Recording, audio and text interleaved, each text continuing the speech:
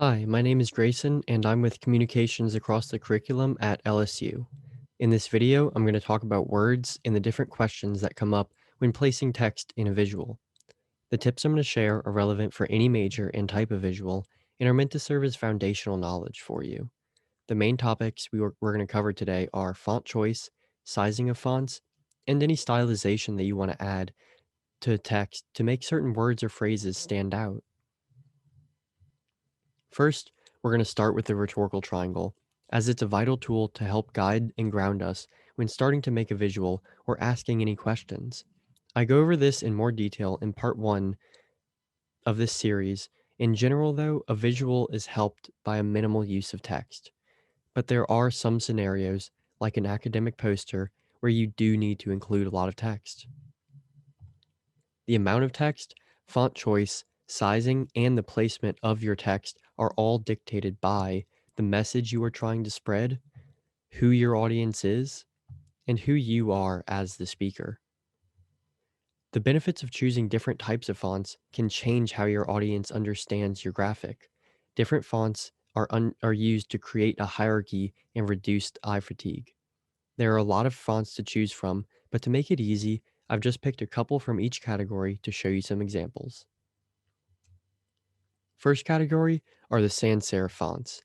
These are the fonts without the small lines at the end of the characters, and these include Arial and Century Gothic.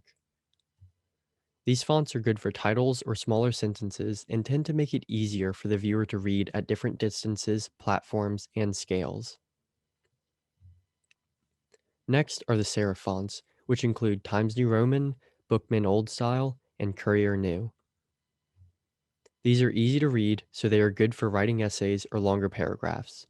Serif fonts are often what your professor wants you to use when writing in a paper or when you have to read a lot of words at once. Last are the specialty fonts. These include Onyx MT and Bauhaus 93. These are not easy to read, so you should use them sparingly for when you want to give attention to certain words or phrases. These are mostly used as display text for grabbing someone's attention in an ad or a movie poster, like this one. All of these font types of fonts can be used together, but much like with color, you don't want to overwhelm your audience with fonts. Try to create a clear language with them by using certain fonts for specific parts like titles versus body text.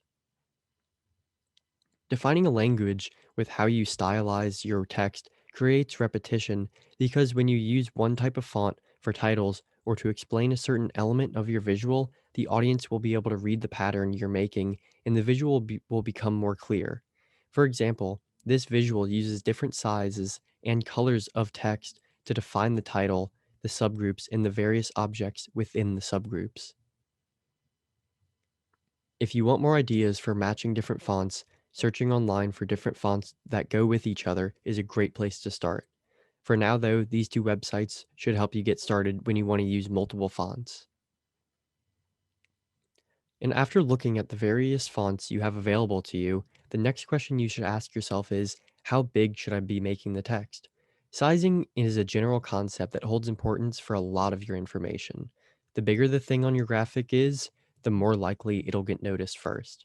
This doesn't always hold true, as some colors can focus the attention of the audience, but for the most part, if one word or image is bigger than another, you're likely to notice that bigger one first.